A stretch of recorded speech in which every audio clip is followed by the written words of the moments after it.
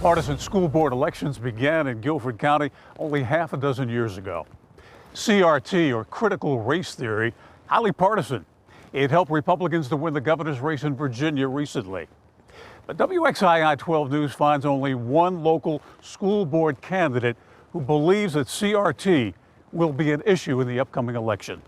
I don't think critical race theory will dominate the campaign, but I certainly think that it's going to be a significant part of it. School board candidate Mark Ridgel, a former school resource officer, discounts CRT.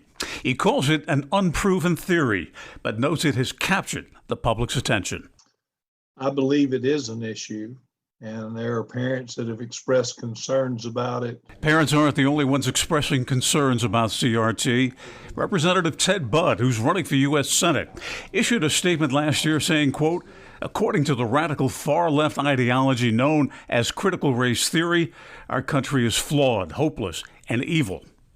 North Carolina's Lieutenant Governor Mark Robinson calls CRT an attempt to indoctrinate students by a, quote, left-wing cabal. We have got to ensure that things like critical race theory are not creeping in and causing our children to hate the nation that they live in. Robinson raised over $1.5 million in the last 6 months of 2021.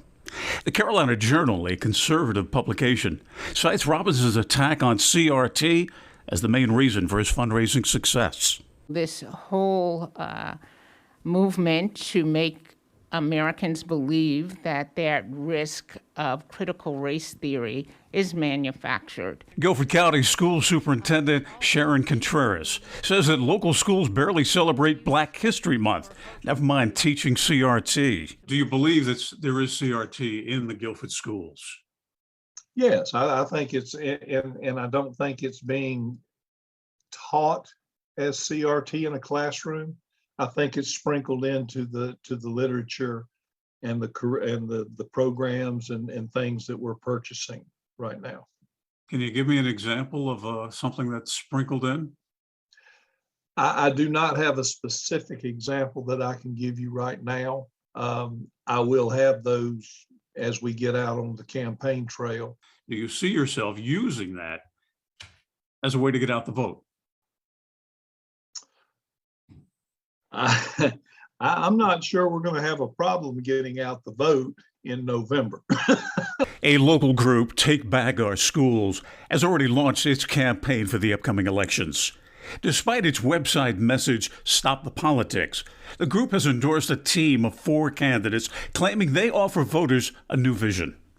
Take Back Our Schools also states on its website opposition to CRT. Quote, "You cannot judge a child by their parents' sins, and you cannot hold today's society responsible for the ancestors' past." WXII 12 News asked the candidates endorsed by this group about critical race theory. Each one referred me to their campaign statement, which identifies issues such as a return to fundamental education, but no mention of CRT.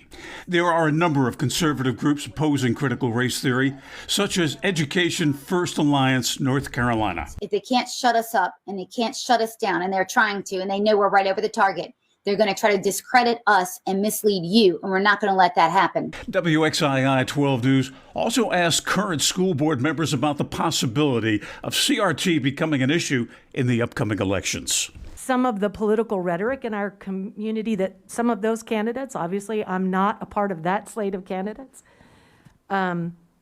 is often, I think, detrimental to our children's futures. We have a school district that is largely of color, poor, and the lowest performing students in this district, and there's a political agenda being driven by a demographic that has not stood up for or addressed the experiences those students are having.